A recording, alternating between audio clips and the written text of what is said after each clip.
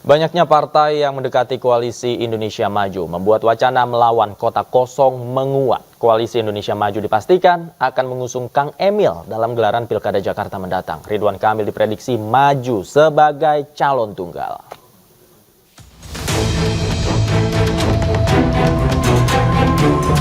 Peluang Ridwan Kamil maju di Pilgub Jakarta semakin lebar.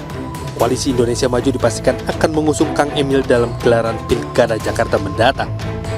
Namun RK berpeluang menjadi calon tunggal dan akan melawan kota kosong. Isu adanya skenario kota kosong pun menyeruak. Partai Golkar sebagai salah satu anggota koalisi Indonesia Maju membantahnya. Jadi nggak ada niat sedikit pun kami mau ada pretensi membuat kota kosong, apalagi menjegal lawan-lawan tertentu. Kami hanya mengurusi diri kami aja, mengurusi partai kami. Kami punya calon namanya Ridwan Kamil. Kami membutuhkan dukungan partai politik lain untuk mengusung Ridwan Kamil ini. Sejumlah konsekuensi pun akan didapatkan oleh RK bila akhirnya akan melawan kota kosong. Tetapi memang dalam konteks demokrasi ya kurang sehat ya. Karena apa? Karena kota kosong apa? Tidak bisa berkampanye, tidak bisa bersosialisasi, tidak bisa melakukan pembelaan, tidak punya visi misi, tidak punya program, tidak bisa berjanji.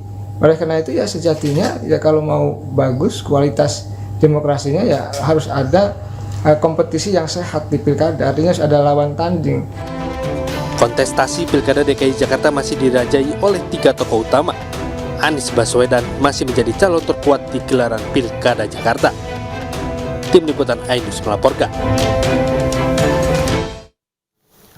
Pemirsa, bila nanti akhirnya Anies batal masuk dalam Pilkada Jakarta, maka Ridwan Kamil akan melawan kota kosong. Lantas bagaimana mekanisme Pilkada dengan calon tunggal? Berikut kami hadirkan informasinya untuk Anda. Bila nantinya calon yang ada melawan kota kosong, maka untuk memenangkannya ia harus mendapatkan lebih dari 50% suara. Sementara bila yang menang kota kosong, maka pemilihan ulang akan dilakukan pada periode berikutnya. Sementara posisi Gubernur Jakarta akan diisi oleh pejabat sementara. Kemudian pemirsa, di Jakarta, Ridwan Kamil menjadi satu-satunya calon yang memiliki cukup kursi. RK diusung oleh Koalisi Indonesia Maju dengan perolehan 50 kursi. Ya, ini agak menarik soal kota kosong, namun beberapa pengamat politik mengatakan jika skenario calon tunggal ini terjadi di Jakarta, maka menunjukkan demokrasi yang tidak sehat. Karena esensi pilkada adalah kompetensi atau kompetisi, sehingga apabila Jakarta tidak menyajikan kompetisi atau hanya calon tunggal saja, maka dinilai tidak menunjukkan demokrasi yang sehat dan baik. Tapi ini masih belum tentu terjadi karena kondisi politik juga terus dinamis jelang pendaftaran calon gubernur Jakarta pada 27 hingga 29 Agustus 2024 mendatang.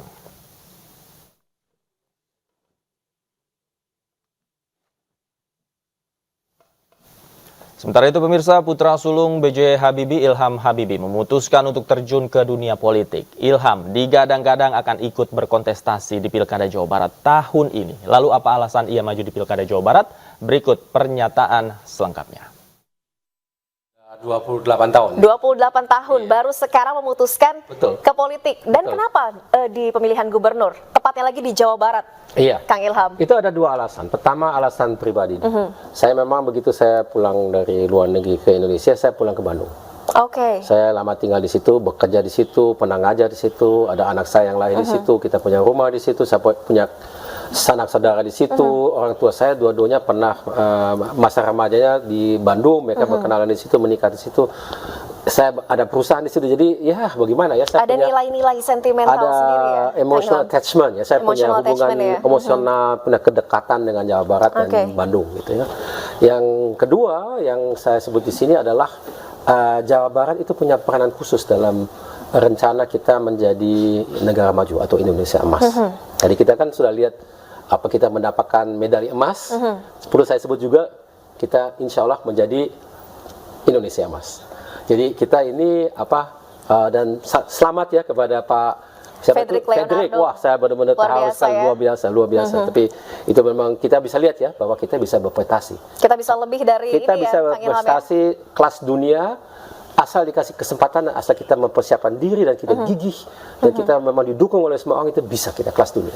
Dan begitu pun juga dengan kita menjadi negara emas, negara maju, kita bisa. Buktinya misalnya tahun 95 kita pernah melihat adanya penambangan perdana dari pesawat N220 di Bandung, Jawa Barat juga. Itu sudah hampir 30 tahun yang lalu. Tapi membuktikan bahwasanya kita sebagai bangsa bisa membuat pesawat dan bisa terbang dan bisa